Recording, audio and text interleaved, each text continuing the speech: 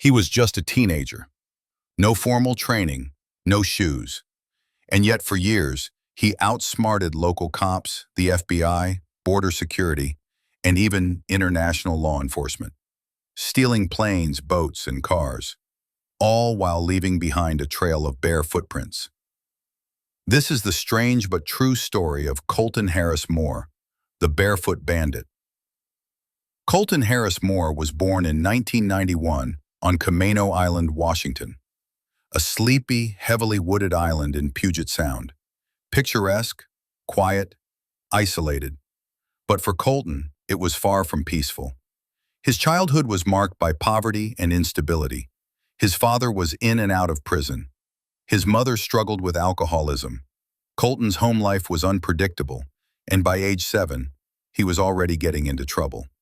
By 10, he was breaking into vacation homes and cabins, just to sleep in warm beds, watch TV, or take snacks. At first, it wasn't even about stealing. It was about surviving. He had an affinity for the woods, often vanishing for days at a time, hiding from authorities, living rough. Teachers and neighbors noticed. They said Colton was bright, but wild. He had a fascination with airplanes, too, drawing them constantly and reading aviation manuals he checked out from the library. By age 12, Colton was in juvenile detention. But detention only made him more elusive. He didn't reform, he evolved. In 2008, Colton escaped from a halfway house, and that's when the legend of the Barefoot Bandit really began. He started breaking into homes more frequently, but these weren't typical burglaries. Colton would sometimes leave behind mocking notes, like one with $100 and the words, "Thanks for the hospitality." Others found bare footprints on their floors or windowsills. He almost never wore shoes, even in the woods. It was part of his mythos. Soon, it wasn't just cabins. Colton stole boats, cars, and yes, planes. Small, single-engine aircraft.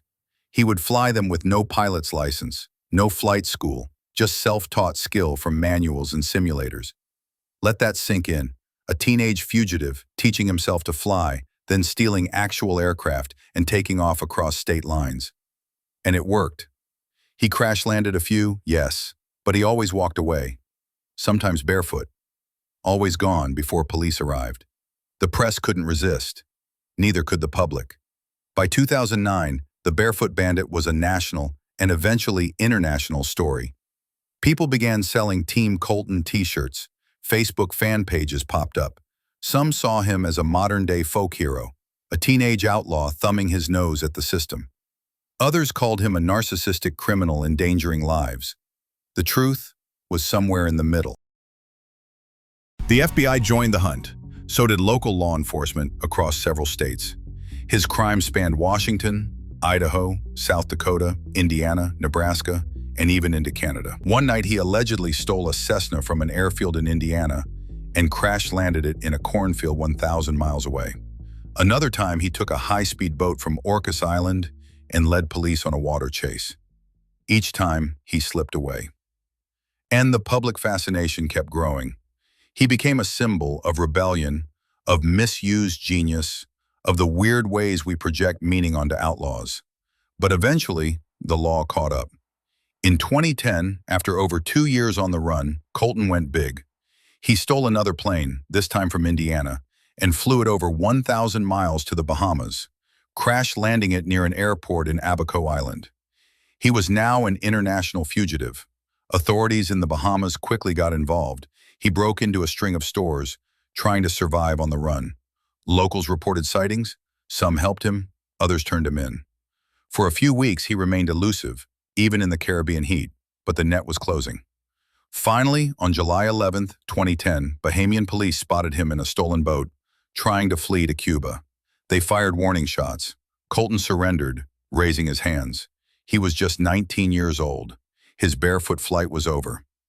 Colton Harris-Moore was extradited to the United States, facing over 30 criminal charges in multiple states and jurisdictions. From theft and burglary to interstate transportation of stolen aircraft, the charges stacked up. In court, he apologized. He said he wanted to become an aeronautical engineer, that his actions were stupid, dangerous, and selfish. The judge sentenced him to over 7 years in federal prison. Some of the money from the movie and book deals he signed, with court permission, went to repay his victims, over $1.4 million in damages. It wasn't full justice, but it was something. As of 2016, Colton was released from prison.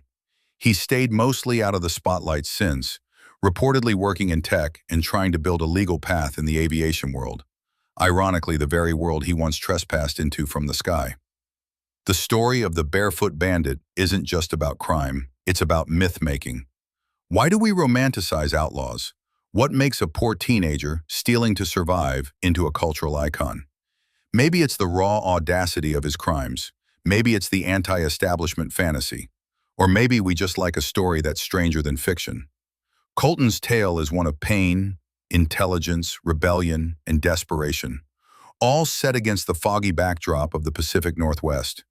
He never killed anyone, he wasn't violent, but his story reveals how thin the line is between legend and reality, and how weird the world can get when you mix genius with chaos and no backup plan. So what do you think? Was Colton Harris-Moore a misunderstood kid with a dream, or a dangerous outlaw who just got lucky? Leave a comment and let us know. If you enjoyed this strange but true story, give the video a thumbs up, subscribe, and check out our playlist of weird American legends. Because here on The World is Weird, history is anything but boring. Until next time, stay curious and maybe keep your shoes on. If you enjoyed this story, give the video a like and subscribe for more weird and fascinating tales about the Northwest. Got something strange you think we should cover? Drop it in the comments. We would love to hear it. Thanks for watching.